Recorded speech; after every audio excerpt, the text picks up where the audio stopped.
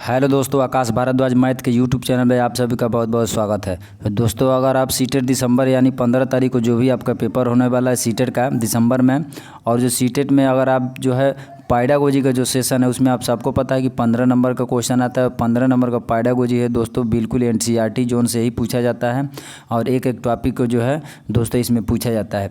तो दोस्तों इस चैनल पर आपको सीटेट दिसंबर 2024 का जो है पाइडागोजी का पार्ट जो है हम लोग पूरे थ्योरी के माध्यम से जो है एकदम थ्योरी के माध्यम से एनसीईआरटी पर आधारित जो है क्वेश्चन को हम लोग टॉपिक वाइज देख रहे हैं। तो दोस्तों अगर आप चैनल पर नए हैं तो चैनल को सब्सक्राइब करके वीडियो को लाइक कर दीजिएगा और बेल आइकन को दबाइएगा ताकि सारे वीडियो को नोटिफिकेशन आपको मिलता रहे। तो दोस्तों आज हम लोग बात करेंगे, आज हम लोग का जो टॉपिक रहने वाला है, आज हम लोग का जो टॉपिक रहेगा शिक्षण के सिद्धांत, यानी कि शिक्षण के क्या क्या सिद्धांत होते हैं उसी के बारे में हम लोग जो है दोस्तों एक एक टॉपिक को बहुत ही बेहतरीन तरीके से समझेंगे। तो बने रहिएगा वीडियो में लास्ट तक दोस्तों। चलिए तो आइए दोस्तों शुरुआत करते हैं। यहाँ पे आप देख सकते हैं शिक्षण के सिद्धांत में यहाँ पे आप देख सकते हैं शिक्षण के प्रमुख सिद्धांत निम्नलिखित हैं, यानी कि टॉपिक वाइज थ्योरी के माध्यम से हम लोग जो है सीटेट को क्रैक करेंगे यहाँ पे 2024 में बहुत ही अच्छे तरीके से। तो यहाँ पर पहला नंबर आपका आ जाता है क्रियाशीलता का सिद्धांत। शिक्षण के सिद्धांत में सबसे पहला नंबर क्या आता है तो क्रियाशीलता का सिद्धांत। क्रियाशीलता का सिद्धांत क्या कहता है, इस सिद्धांत का मुख्य उद्देश्य है करके सीखना, यानी कि क्रियाशीलता का सिद्धांत का मतलब कि करके सीखना। शिक्षार्थी जब करके सीखता है तब उसका ज्ञान अस्थायी हो जाता है, यानी कि जो छात्र जो है जो भी काम हो उसको करके अगर सीखता है तो उसका ज्ञान जो है क्या हो जाता है, अस्थायी हो जाता है, यानी उसको भूलता जल्दी नहीं है। आगे बात करते हैं, यह सिद्धांत शिक्षार्थियों में वास्तविक अवलोकन को बढ़ावा देता है, यानी कि यह सिद्धांत जो है शिक्षार्थियों में जो है क्या है, वास्तविक अवलोकन को बढ़ावा देता है। इस सिद्धांत से शिक्षार्थियों में आलोचनात्मक चिंतन और समस्या समाधान के लिए क्षमता का विकास होता है। यानी कि दोस्तों अगर साफ साफ बात करें तो समस्या का जो भी समाधान होता है और चिंतन की समस्या जो भी होती है बालकों में उसको जो है यह जो है क्या करता है, क्रियाशीलता का सिद्धांत जो है क्या करता है, उनका जो है समाधान करने की क्षमता रखता है और उसका विकास करता है। क्लियर है। अगर आगे बात करें तो दोस्तों शिक्षार्थी जितना ज़्यादा क्रियाकलापों में लिप्त होगा, यानी कि शिक्षार्थी जितना ज़्यादा जो भी चैप्टर में क्रियाकलाप दिया रहेगा उसमें लिप्त होगा, यानी उसमें डूब जाएगा, बढ़िया तरीके से समझने लगेगा तो उसका ज्ञान उतना ही बढ़ेगा, यानी कि जो जितना समझेगा क्रियाकलाप को उसका ज्ञान उतना ही बढ़ेगा। शिक्षार्थियों को कई तरह की गतिविधियों के लिए प्रेरित किया जाना चाहिए। यह सिद्धांत शिक्षार्थियों को प्रत्यक्ष हस्तपरक अनुभव कराता है, इससे अधिगम सक्रिय एवं सार्थक होता है। इससे शिक्षार्थियों में स्वयं सीखने, स्वयं अध्ययन और अवलोकन कौशलों का जो है क्रियाशीलता के सिद्धांत के माध्यम से उनका जो है दोस्तों क्या होता है तो विकास होता है, और यही जो है क्रियाशीलता का सिद्धांत है। क्लियर है दोस्तों। चलिए अब हम लोग आगे की तरफ चलिए दोस्तों अब आगे बात करें तो यहाँ पे आप देख सकते हैं अगला जो सिद्धांत हम लोग का आता है रुचि का सिद्धांत। 2 नंबर आता है रुचि का सिद्धांत, और रुचि के सिद्धांत में क्या कहता है, रुचि का सिद्धांत यह कहता है कि इस सिद्धांत का मुख्य उद्देश्य शिक्षार्थियों में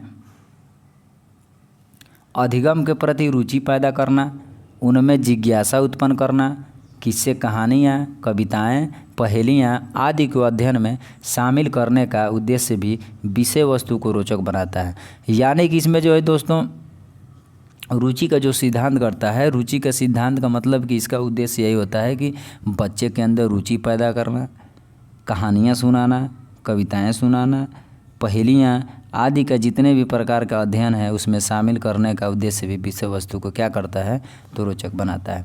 आगे बात करें तो दोस्तों इससे शिक्षार्थियों का आमोद प्रमोद होता है, यानी कि शिक्षार्थी जो भी होते हैं आपस में जो है उनका मिलाप होता है, आमोद प्रमोद करते हैं और एक दूसरे से पूछते हैं और एक दूसरे से समझते हैं, और उनमें कल्पनाशीलता और सृजनात्मकता का विकास होता है। यानी कि उनके अंदर जो है कहानियाँ सुनने के बाद बच्चों के अंदर जो है दोस्तों कल्पना करने की क्या होती है, उनके अंदर जो है क्षमता आ जाती है। चलिए अब आगे बात करते हैं दोस्तों। अगला आपका जो है अगला सिद्धांत आपका कहता है प्रेरणा अभिप्रेरणा का सिद्धांत, यानी कि प्रेरणा अभिप्रेरणा का सिद्धांत यह कहता है कि प्रेरणा अभिप्रेरणा किसी भी शिक्षण का मुख्य केंद्र होता है और या केंद्र बिंदु होता है। अभिप्रेरणा वह सिद्धांत है जो शिक्षण को लक्ष्य निर्धारित बनाता है। अभिप्रेरणा शिक्षार्थी को आंतरिक बल प्रदान करता है जिससे वह निरंतर क्रियाशील बना रहता है। इसमें उस समय अधिगम के प्रति रुचि उत्पन्न होती है और उसमें नैतिक, चारित्रिक एवं सांस्कृतिक मूल्यों का विकास होता है। यानी कि अभिप्रेरणा का सिद्धांत का मतलब दोस्तों को उसमें जो है मोटिवेशन पैदा होता है बच्चों के अंदर। अब यह जो है बच्चों का मुख्य केंद्र बिंदु होता है। और अभिप्रेरणा ऐसा सिद्धांत है जो शिक्षण के लक्ष्य को निर्धारित करता है, मोटिवेशन। ठीक है दोस्तों। अभिप्रेरणा शिक्षार्थी के अंदर आंतरिक बल प्रदान करता है और यह निरंतर जो है क्या होता है, क्रियाशील जो है बना रहता है और उसके रुचि में जो है जिसकी सहायता से बच्चे के अंदर क्या होती है, तो रुचि की भावना जो है बच्चों के अंदर उत्पन्न होती है और उसमें जो है नैतिक और चारित्रिक और सांस्कृतिक रूप से उनके जो है बच्चों में मूल्यों का क्या होता है, तो विकास होता है। क्लियर है दोस्तों। चलिए अगले सिद्धांत की बात करें तो दोस्तों अगला सिद्धांत आपका आता है नियोजन का सिद्धांत। अगला सिद्धांत क्या है, तो नियोजन का सिद्धांत। और नियोजन का सिद्धांत क्या कहता है कि इस सिद्धांत के अंतर्गत शिक्षण की एक योजना बनानी चाहिए। यानी कि शिक्षण की एक क्या होना चाहिए दोस्तों, योजना बनानी चाहिए। तत्पश्चात यानी उसके बाद शिक्षार्थी को अधिगम कराना चाहिए। उसके बाद जो है शिक्षार्थी को क्या करना चाहिए, छात्र को सिखाना चाहिए। इस सिद्धांत के अंतर्गत शिक्षार्थियों की क्षमताओं, योग्यताओं आदि का ध्यान रखना चाहिए। इस सिद्धांत में निम्न बातों का ध्यान रखना चाहिए। कौन कौन से बातें, कार्य विश्लेषण, शिक्षण उद्देश्यों की पहचान और अधिगम उद्देश्यों का निर्धारण करना, ये सब बातें जो है नियोजन के सिद्धांत में जो है दोस्तों आपका जो है अपनाना चाहिए। अगर आगे बात करें तो अगला सिद्धांत आपका कहता है, अगला आपका सिद्धांत है निश्चित उद्देश्यों का सिद्धांत। यानी कि इस सिद्धांत में जो है दोस्तों, इस सिद्धांत के अंतर्गत लक्ष्य निर्धारित अधिगम कराया जाता है। यानी लक्ष्य का निर्धारित जो है अधिगम कराया जाता है इस सिद्धांत के अंतर्गत। जब शिक्षार्थी को यह पता होता है कि वह उसके अधिगम का लक्ष्य क्या है, तब वह रुचि के साथ अधिगम करना चाहता है या करता है। क्लियर दोस्तों। यानी कि निश्चित उद्देश्यों का सिद्धांत यही कि बच्चों के अंदर एक जो है एक निश्चित उद्देश्य होना चाहिए कि हाँ हमको इस लक्ष्य को पाना है, ये चैप्टर हमको पूरा करना है, बढ़िया से कवर करना है। तो ये सब जो है निश्चित उद्देश्यों के सिद्धांत के अंतर्गत आता है। अगर बात करें अगले सिद्धांत की तो दोस्तों अगला सिद्धांत यहाँ पे आप देख सकते हैं, अगला सिद्धांत जो है व्यक्तित्व भिन्नताओं का सिद्धांत। व्यक्तित्व भिन्नताओं का सिद्धांत यह सिद्धांत कहता है कि प्रत्येक विद्यार्थी की सीखने की क्षमता स्तर एक जैसा नहीं होता। ये सही बात है, ये जाहिर सी बात है कि बच्चों जो भी शिक्षार्थी होते हैं उनके सीखने की क्षमता जो है एक समान नहीं होता है। कोई कम सीखता है, कोई ज़्यादा सीखता है, किसी का दिमाग कम काम करता है, किसी का दिमाग ज़्यादा काम करता है, यानी प्रेजेंट ऑफ माइंड ज़्यादा काम करता है। तो ये जो है अगर आगे बात करें तो उसके सीखने की क्षमता स्तर को जन्मजात और वातावरणीय कारक प्रभावित करते हैं। यानी कि अगर बालक का जो भी है जन्म से, कुछ बच्चे ऐसे होते हैं जन्म से ही उनका जो है माइंड डिस्टर्ब होता है, जिसकी वजह से वो ना कल्पना कर पाते हैं, ना ही सीख पाते हैं अच्छी तरह। और वातावरण का बहुत ही ज़्यादा प्रभाव पड़ता है, यानी कि माहौल का। दोस्तों अगर माहौल, पढ़ाई का, शिक्षा का माहौल अच्छा नहीं है तो वहाँ का वातावरण ख़राब होने के कारण जो है शिक्षा का माहौल बिल्कुल स्तर गिर जाता है, जिससे बच्चे जो है वातावरण से भी प्रभावित होते हैं। अगर आगे बात करें तो दोस्तों कोई शिक्षार्थी रट कर सीख लेता है, तो कोई हस्तपरक गतिविधि करके सीख लेता है, कोई शिक्षार्थी जल्दी सीखता है तो कोई देर से सीखता है। अर्थात शिक्षार्थी बहुबुद्धि वाले होते हैं। यानी कि शिक्षार्थी जो है, छात्र जो होते हैं बहुबुद्धि यानी बहुत से बुद्धि वाले होते हैं। या तो कोई जल्दी सीखता है, कोई देर से सीख लेता है, तो कोई रट कर सीखता है, तो कोई जो है लिख कर सीखता है। क्लियर दोस्तों। यही जो है तो ये जो है ये पॉइंट है, ये वैयक्तिक भिन्नताओं का जो है यह सिद्धांत है। अगर अगले सिद्धांत की बात करें तो दोस्तों अगला सिद्धांत आपका आता है, अगला सिद्धांत आपका है आवृत्ति का सिद्धांत। और आवृत्ति का सिद्धांत क्या कहता है ये जानते हैं। आवृत्ति का सिद्धांत कहता है अधिगम के अस्थायी एवं सार्थक बनाने में, अधिगम को अस्थायी एवं सार्थक बनाने में इस सिद्धांत का अति महत्व है। यानी कि यह जो सिद्धांत है अस्थायी और सार्थक बनाने में यह सिद्धांत बहुत ही उपयोगी है, इसका बहुत ही महत्व है। विषय वस्तु की एक निश्चित अंतराल पर आवृत्ति होने से शिक्षार्थी उसके संपर्क में रहता है। यानी कि एक आवृत्ति अंतराल यानी कि कुछ घंटे में अंतराल रहने पर जो शिक्षार्थी जो है उसके संपर्क में रहता है और उसका ज्ञान बढ़ता है। यानी कि लगातार नहीं करके कुछ अंतराल, कुछ छुट्टी देकर, अंतराल देकर उनको जो है बच्चे को अगर संपर्क में, उससे जो है बच्चा संपर्क में बना रहता है और उसका ज्ञान भी बढ़ता है, तो यही आवृत्ति का सिद्धांत कहता है। क्लियर है। चलिए अगले पॉइंट की तरफ बढ़े। दोस्तों अगला जो है आपका जो है, अगला आपका सिद्धांत है क्या कि लोकतांत्रिक प्रजातांत्रिक मूल्यों का सिद्धांत। लोकतांत्रिक प्रजातांत्रिक मूल्यों का सिद्धांत कहता है कि पाठ्यक्रम इस प्रकार होना चाहिए, यानी कि बच्चों का जो पाठ्यक्रम होना चाहिए ऐसा होना चाहिए जिससे शिक्षार्थियों में प्रजातांत्रिक मूल्यों का विकास हो। प्रजातांत्रिक मूल्यों का क्या हो? विकास हो। उनमें सामाजिक मूल्यों का विकास हो। शिक्षार्थी समूह में रहकर कार्य करें, एक दूसरे से विचार विमर्श करें, एक दूसरे के विचारों को समझें आदि जैसी भावनाओं का विकास होता है किसके अंदर? तो लोकतांत्रिक प्रजातांत्रिक मूल्यों को सिद्धांत के अंतर यही जो है बच्चे जो है एक दूसरे से विचार विमर्श करें, एक दूसरे को विचारों को समझें, उनकी भावनाएं जो हैं अच्छी होनी चाहिए, उनके भावनाओं का विकास हो। तो यही जो है लोकतांत्रिक और प्रजातांत्रिक मूल्यों का सिद्धांत के अंतर्गत आता है। क्लियर दोस्तों। और ऐसे ही और यहीं से क्वेश्चन जो है आपको देखने को मिलेगा सीटेट एग्जाम में बहुत ही बेहतरीन तरीके से। तो आइए दोस्तों अगले पॉइंट की तरफ हम लोग बढ़ेंगे बहुत ही अच्छे तरीके से। तो चलिए आइए अगले पॉइंट की तरफ बढ़ते हैं।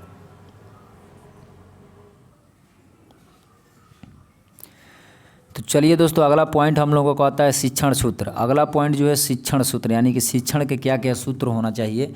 आइए यहाँ पे देखते हैं इसके बारे में।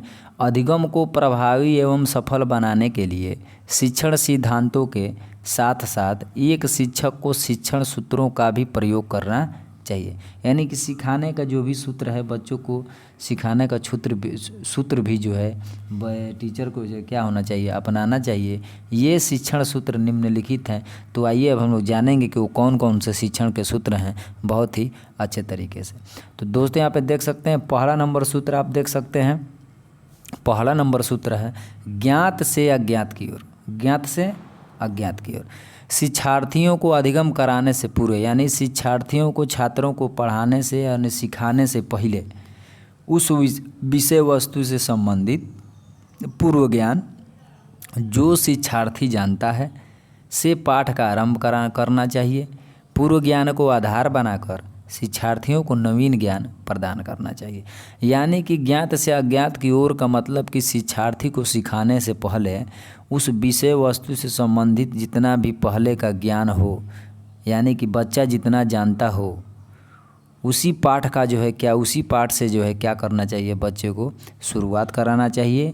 और पूर्व ज्ञान के आधार पर, यानी पहले से जो बच्चे के अंदर ज्ञान है उसी के आधार पर से छात्रों को जो है नया ज्ञान प्रदान करना चाहिए। यही ज्ञात से अज्ञात की ओर जो है शिक्षण का ये सूत्र कहता है। क्लियर है दोस्तों। चलिए अब हम अगले सूत्र की तरफ बढ़ेंगे। अगला शिक्षण का सूत्र कहता है मूर्त से अमूर्त की ओर। मूर्त से अमूर्त की ओर।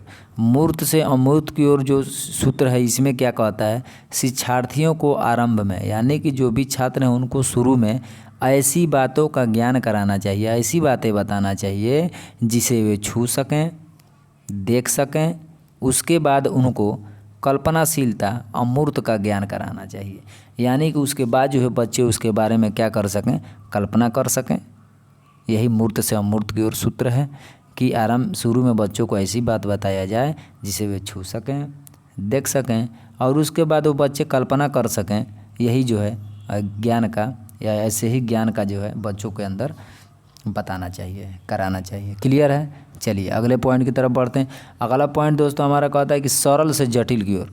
बच्चों को सरल से जटिल की ओर ले जाना चाहिए। यानी कि शिक्षार्थियों के अधिगम की शुरुआत, शिक्षार्थियों के अधिगम की शुरुआत सरल बातों से करनी चाहिए। यानी कि शिक्षार्थी जो है सबसे पहले जो है अच्छी छोटी छोटी सरल बातें जो है जो बच्चों को समझ में आए वहीं से स्टार्ट करना चाहिए। तत्पश्चात उनको जटिल अवधारणाएं और तथ्य बताना चाहिए। तब जाके उनको जो है कठिन जो है अवधारणाएं हैं उनको बताना चाहिए और तथ्यों को क्या करना चाहिए, बताना चाहिए। क्लियर है। चलिए अब हम लोग अगले पॉइंट की तरफ बढ़ते हैं, अगले सूत्र की तरफ। दोस्तों अगला सूत्र कहता है पूर्ण से अंश की ओर। पूर्ण से अंश की ओर। पूर्ण की अंश की ओर सूत्र कहता है अधिगम कराए जाने से पहले पाठ का सारांश प्रस्तुत करना चाहिए। यानी कि सिखाने से पहले, बच्चों को सिखाने से पहले पाठ का जो भी सारांश होता है वह जो है बच्चों के सामने प्रस्तुत करना चाहिए। उसके बाद विभिन्न अंशों का, तब जाकर उसके जो जितने भी अंश हैं, जितने भी पार्ट हैं, जितने भी टॉपिक हैं, तब जाकर उसके बारे में जो है बच्चों को बताना चाहिए। अगला जो हमारा सूत्र है विशिष्ट से सामान्य की ओर, तो विशिष्ट से सामान्य की ओर जो सूत्र कहता है, सर्वप्रथम शिक्षार्थियों को एक विशेष उदाहरण के द्वारा, यानी कि सबसे पहले शिक्षार्थी को क्या करना चाहिए, एक विशेष उदाहरण के द्वारा विषय के अर्थ को स्पष्ट करना चाहिए। यानी कि विषय का जो भी अर्थ है बच्चों के सामने, वो बच्चों को क्या कर देना चाहिए, उसका जो है स्पष्ट कर देना चाहिए कि ये जो टॉपिक है इसका अर्थ ये होता है। उसके उपरांत यानी उसके बाद उदाहरण देते हुए, उदाहरण भी देना है, उसका सामान्यीकरण करना चाहिए। उदाहरण देते हुए उसको जो है सामान्य भाषा में, लैंग्वेज में बच्चों को क्या कर देना चाहिए, तो सिखा देना चाहिए। क्लियर है दोस्तों? चलिए अब हम लोग बढ़ेंगे अगले पॉइंट की तरफ। तो अगला पॉइंट जो है, अगला हमारा सूत्र कहता है विश्लेषण से संश्लेषण की ओर।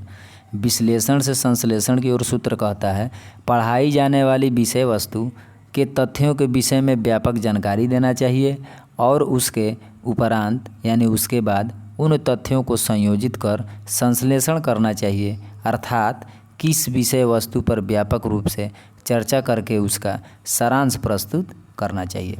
यानी कि विश्लेषण और संश्लेषण के अंतर्गत जो भी पढ़ाई जाने वाली विषय वस्तु है उसका व्यापक जानकारी देना चाहिए बच्चों को। उसके बाद जो है तथ्यों को उनके सामने संयोजित करना चाहिए, प्रस्तुत करना चाहिए और उसका जो है संश्लेषण करना चाहिए। क्लियर है?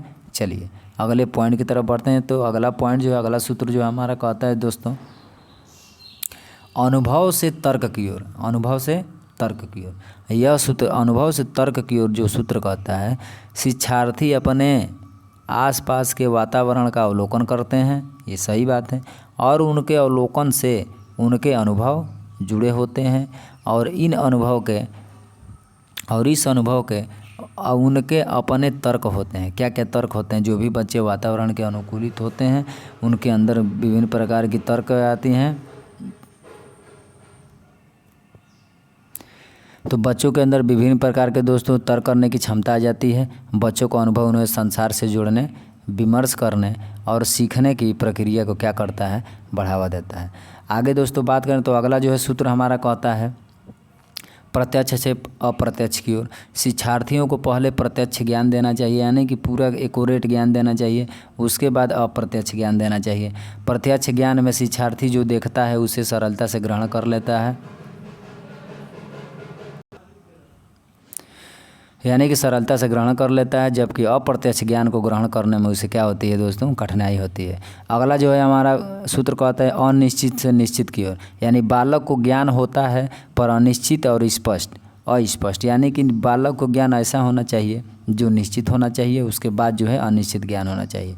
उसके ज्ञान को शुरुआत मानकर उसे निश्चित ज्ञान की ओर क्या करना चाहिए, अग्रसर करना चाहिए, यानी बच्चों को क्या करना चाहिए, प्रोत्साहित करना चाहिए। तो दोस्तों वीडियो आपको कैसा लगा? एनसीईआरटी के जितने भी पार्ट है इसको बहुत ही अच्छे तरीके से हम लोग कवर कर रहे हैं थ्योरी के माध्यम से। तो दोस्तों अगर आप चैनल पर नए हैं तो चैनल को सब्सक्राइब करके वीडियो को लाइक कर दीजिएगा और बेल आइकन को दबाइएगा ताकि सारे वीडियो को नोटिफिकेशन आपको मिलता रहे। तो चलिए दोस्तों मिलेंगे हम लोग फिर से जो है नेक्स्ट वीडियो में नेक्स्ट टॉपिक के साथ और नेक्स्ट पॉइंट के साथ। नेक्स्ट टॉपिक जो हम लोगों का क्या रहने वाला है बहुत ही अच्छे तरीके से उसको भी समझेंगे नेक्स्ट टॉपिक को। तो चलिए दोस्तों मिलेंगे फिर से नेक्स्ट वीडियो में, तब तक के लिए जय हिंद, जय भारत।